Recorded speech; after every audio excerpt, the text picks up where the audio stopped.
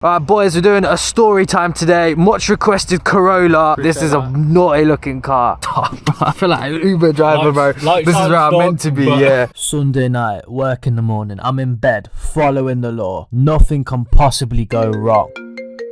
Hello. See, these times I used to rent out cameras, and this time I rented out to some guy who was out filming a car meet. I told him, do what you gotta do, I'll just take the camera back tomorrow, until I heard the news that he starts work at 6 AM. So I'd have to go to the other side of town tomorrow morning at 6 AM it's just long, bro. So I thought, you know what? I'll put my shorts on, do my makeup. He's 15 minutes drive away. Cool. Get into the car. These times I had a GTD replica. It's about 190 horsepower because it's a normal diesel Golf that I had tuned. I pull up to the location he's at. He's in some car park. Now this is when the car meet is cooling down. There's some nice cars there. This was the first time I sat in an Audi RS car. It was an RS6. And you know, got involved, got stuck into the meet, got my camera and hard drive back, which I rented out to this guy, got paid. And just as I was about to go home, turned my car on, boom, an old friend pulls up that I've not seen for time. Even better when he pulls up in the exact same car, V8s, V6s, and I'm in the 2-litre diesel, which is convenient because I can actually replicate that with my mouth.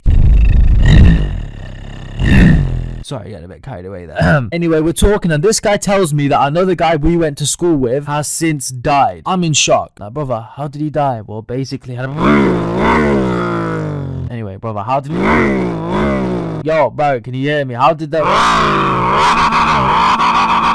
Very nice car. I can't be bothered today though. So tell my boy, look bro, let's just head back towards our area and we'll just talk there. We're from the same area anyway, but I just happen to not seen this guy in years. And you know, we've got the same car, we might as well have some fun on the way. We'll prove who's a better driver because we both had around 190 horsepower. So we're off, we're on familiar roads that we know. And I'm going to be completely transparent with you lot because this is a very old story. This is the reality of how it is. Flying round roundabouts, roads are dry, it's pretty easy, but we're mainly just doing reckless speeds on the straights. We knew where all the cameras were anyway, but I always keep Waze up just in case. In Waze we trust. If you don't know what Waze is literally a maps equivalent, but it tells you where all the speed traps are. It tells you where the speed... Oh, someone's at the door. It tells you where the speed cameras are. Waze is the reason this channel exists. Like, it's the reason I can still legally drive. There's only one downside to it. Waze is community based. You can only figure out if there's a police car there if another Wazer has reported it. Not only he has to spot the police car, he also then has to go on the app and report it, which doesn't always happen first time in the night. Genuinely, I think they should start charging a monthly fee for Waze because people are going to pay it anyway. I'd definitely pay it. 30-40 quid, bring it on, lad. And use that money to hire scouts all around the country to constantly sit down with a binoculars on roads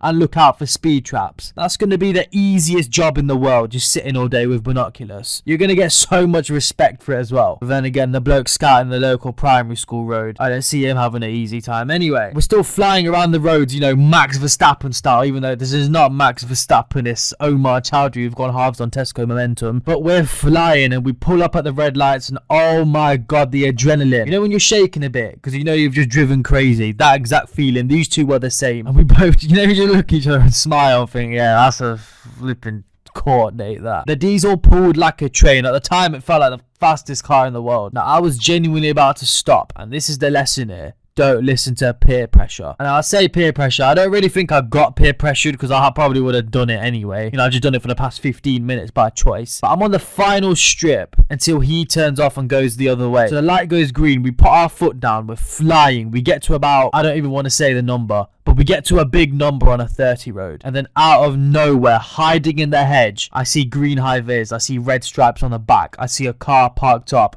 and I see two policemen stood outside it. My heart sinks, my heart drops, everything's over. I put my foot to the floor on the brake. Wheels look up, car just about stops, and I quickly flick it into a side street, meters before the police. However, this was just before my boy's turn off, and he was going too quick to be able to stop in time, so he had to go right past the police. I know for a fact that they're gonna catch him. Like, there's a tire mark on the road. We've just done an emergency brake. I'm pretty sure you could hear the diesel tractors flying, but he's gone his own way. We'll get back to him because I don't know his exact POV. However, I do know mine. On social media, when everyone's gassing up that they're having a chase or they're in legal trouble, bro, it's not a nice feeling. This feeling was not a nice feeling. Now, because I just flew off a dual carriageway and the police were parked in front, them having to come down the street I'd gone up means they have to drive on the wrong side of the carriageway for a couple meters, which is dangerous enough to call off the chase. So I'm thinking, are they really going to do that? I've still got my foot down though, flying up this unfamiliar street. I can tell you it's unfamiliar because I've ragged it over a speed bump and I've broken my suspension on my spirit. Also,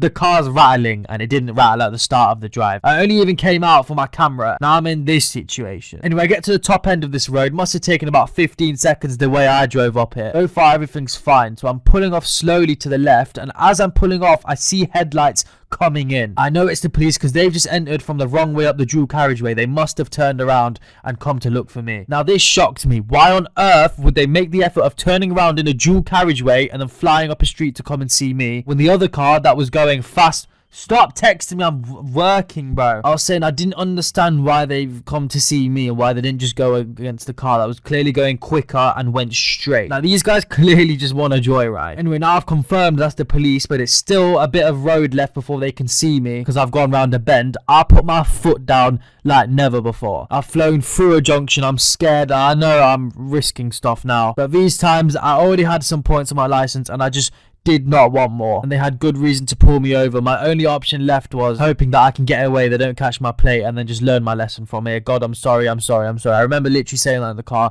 I'm not going to speed again, but please don't let me get caught here. As I'm thinking this, I turn right into another junction. I'm breathing heavy, I'm panting, my palms are sweating. I'm genuinely scared. This is not a nice feeling. And then again, I see the police car turn again. This time he's much closer, but still a bit far to get my plate. And that's when it hit me, bro. I'm in a police chase right now. I hadn't even got the blue lights on yet though. Oh, great. That's confirmation that they're after me, as if I didn't know before. Anyway, I turn onto a street, they turn onto a street. I turn onto another street, they turn onto a street. I turn onto a risky street, an optional street. You can't tell which street I'm going to turn on because they're not here yet. I turn left. I'm okay. Oh, great, they've turned left. So I carry on, I boot it. They've still not really been close to me. They were in a Skoda Octavia. Most of these are diesel, about 100, and there's the exact same car. So they can't have gained on me. They'd had to have moved constantly with me, apart from I was in a Golf, which is more nippy than the Octavia. I'm flying down another street to a point where I've ended up on a high street with speed bumps. This is when I absolutely wrecked my car. I flew over all these bumps and my car was knocking. I had to go garage the next day. But after these bumps, I turned into it's like a park. I don't know if it's for the park or the shops. You don't really think about where you are when you're in these situations or think about anything else. You just want to get out, which is why I don't really respect how I had a police chase, and I'm not proud of it because this is when you put people's lives in risk. But I'm telling you the truth. I go in a car park. There's a few cars there. In the middle of Sunday night. There is a few. So I park behind a van. I get out the car. The car's doing that crinkle. You know when the brakes are hot and the car just smells of coal. It's so obvious that car's just been on. I can feel a blaze of heat coming off it. But I walked off into this park, but I didn't go too far in. I just sort of chilled by a tree. I could see my car. It was just like a couple meters away. I waited there for about 5 minutes, and those 5 minutes, I swear down, I weren't looking at my phone. I weren't looking at nothing else. I was just looking at the car park entrance, and my legs were shaking, bro. I was doing the smegma dance. After about 5 minutes, I get back in the car. CarPlay connects. I see I've got a missed call from the guy that was at the start of the chase, and I answer him. And another thing, when you're in a chase, you don't notice things. My man enlightens me that the police did go after him, and in fact there were 2 police cars. There was another one in front. He was doing the exact same thing but on someone's driveway. He's just chilling on someone's driveway right now, hoping they don't drive past. So I told him I'm not 100% in the clear now. I think I've done it. Told him I'll call you back, I need to focus. Come out this car park slowly. Now I'm driving back towards my house. I think I'm in the clear, and then I see police circling the area. It's a different police car, but they do point out my car. Okay, like, I think they've got me now. I'm flagged. So I turn into a street that was literally there as they were pointing. I floor it again to the top, over bumps. Car's mangled underneath. Car needs some severe work. Now my body was in attack mode. I was driving better than I even thought I could drive. You know what I mean? I put my seat forward, 2 hands on the wheel, gear changing, rev matching, everything. I was very focused on the road. This is literally survival instinct, knowing that it's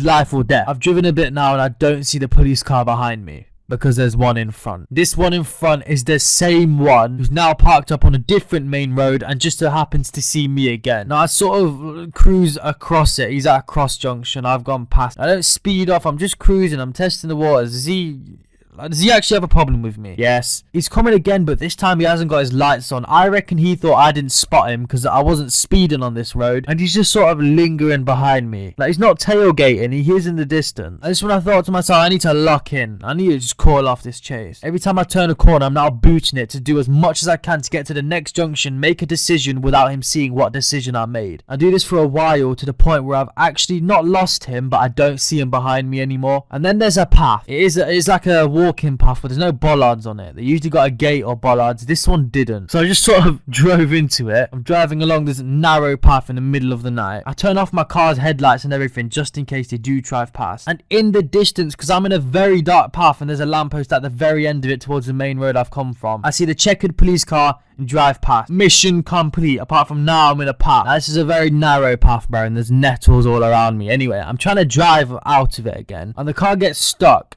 in like a little muddy hole. I thought it's fine, I'll just drive through, I'll go to the top end. So I go to the top end, which takes about a minute of driving in tiny pitch black. It's very bumpy. I get to the end and bang, bollards. So now I've got to go all the way back, right to where the police are monitoring. So I reverse back in pitch black, not easy at all in a narrow footpath like this. And then somehow my car gets stuck. I got no clue how, considering I drove over this on the way in. But now the car's stuck on the way out. So I'm pissed, bro. I really thought I blew this chase and now I'm stuck. It's going to be a decamp. Because I've got shorts on, the nettles absolutely slice up my legs. So now it's not even going to be a decamp because I can't walk. And then just like the films, it starts raining, bro. I'm in a muddy footpath. My car's stuck. It's overheating. It just smells of coal. There's stinging nettles stinging my legs. I just thought, nah, bro, this life ain't for me. I can't do no police chase. Moral of the story is don't get into a police chase. People glorify it. It's not that good. I just told you mine. It wasn't that interesting, was it? It was just a bit of cat and mouse between me and a police car. It wasn't the craziest chase in the world. They could have pulled their helicopter out. But I told you, this is reality of it. I had a little bit of an altercation with the police, back and forth, cat and mouse, and it was a bad experience. Anyway, managed to get my car out in the end. Had to burn my clutch in the process. And yeah, car was ruined. Common conclusion in a police chase, so don't do it. Just pull over, bro, and firm your speed awareness course.